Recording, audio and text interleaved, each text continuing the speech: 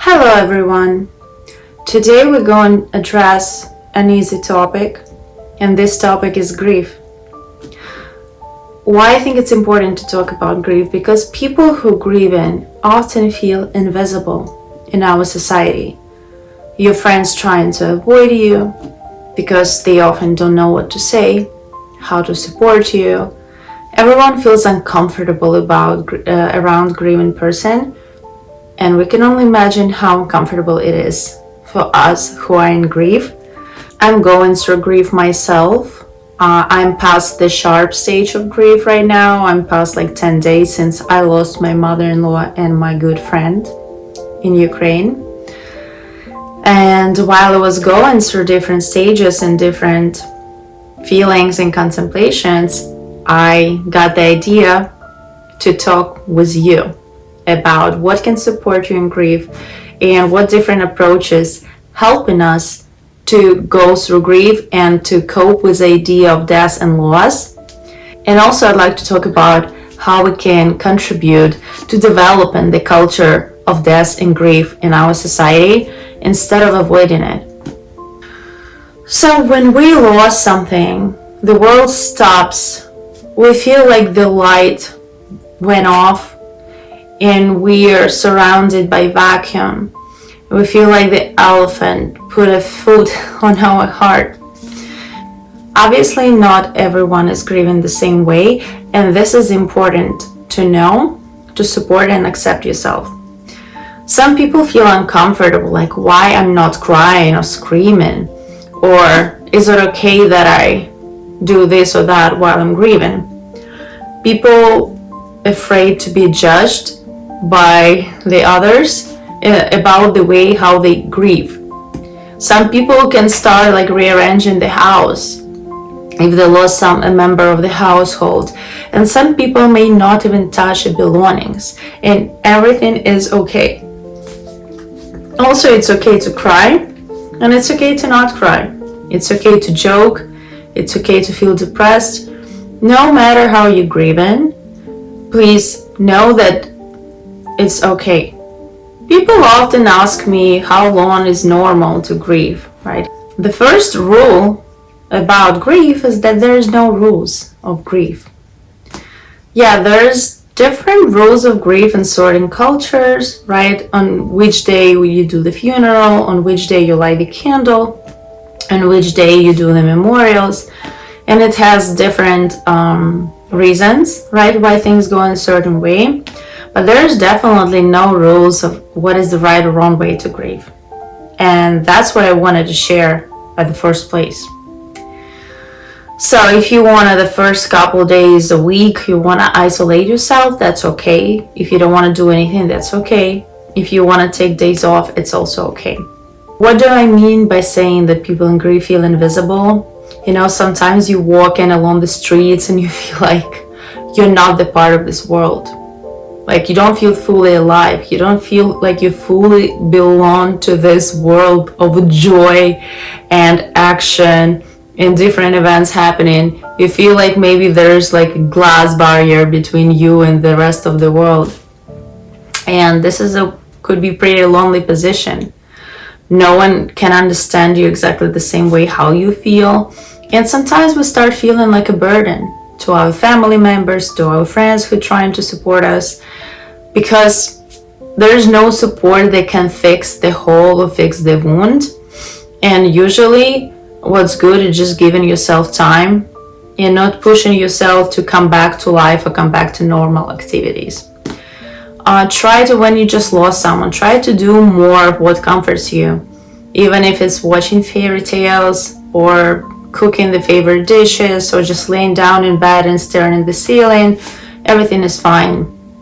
What I usually do on my first week of grief, if the person who passed away, if I knew well what they like, I would try to do more stuff of what they like cook their favorite dishes, joke their favorite jokes. I would put their portrait, light a candle, and give them a little drink of whatever they liked.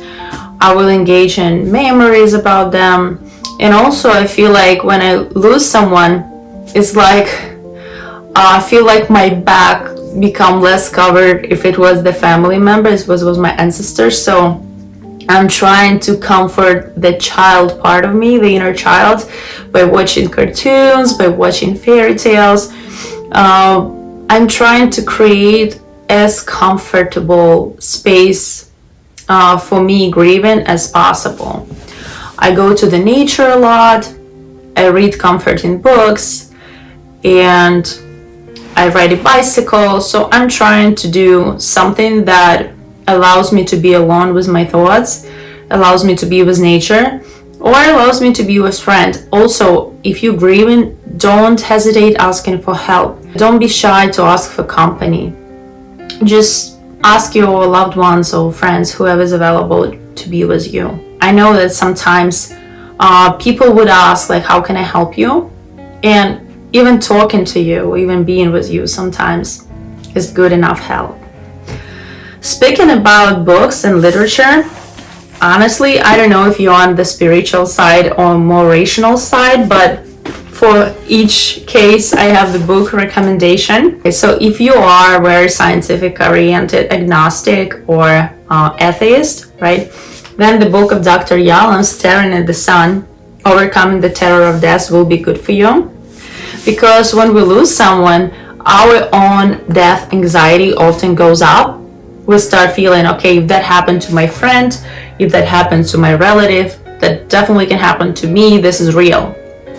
So Dr. Yalom, who is atheist himself, he's exploring in a very good detail how to work with death anxiety and what can comfort when we lose someone, what can comfort good when we're thinking about death. And some idea is, if you don't believe in life after life, that the idea that you should find comfort in is, where I am, death is not. Where death is, I am not. If I'm not mistaken, this is the quote of Nietzsche, but I might be wrong, but it doesn't really matter.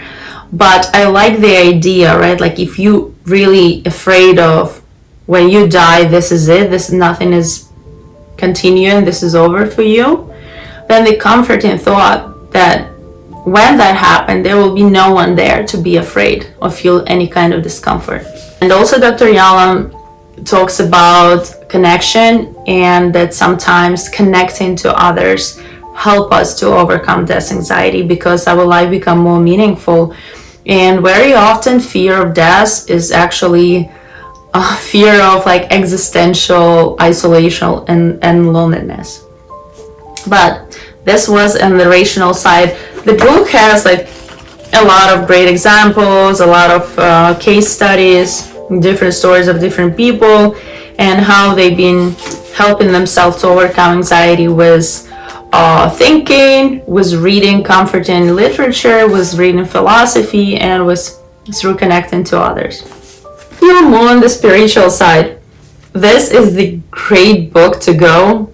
This is actually more than one book. This is books by Michael Newton, PhD. He's a clinical psychologist. I mean, he's dead now. The Journey of Souls. The second part is Destiny of Souls. And then there's more books about exploring life between lives. So these books consist of a bunch of case studies of people under hypnosis who were talking about their experience in past lives and their experience between life.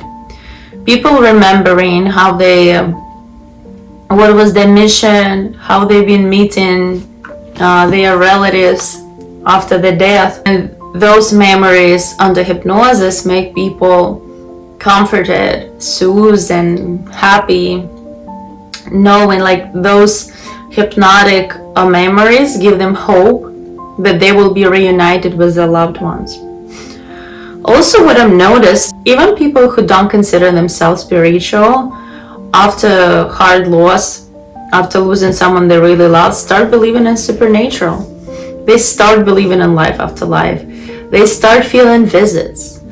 And because when we lose someone, we're in such a deep grief that we do need any kind of hope, right? And I'm not telling that, I'm not offering to lie to yourself.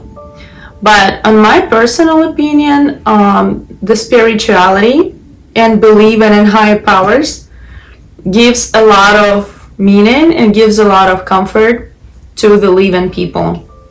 And for some of us, this is not just beliefs. People feel it. People have extrasensory abilities. People do feel visits.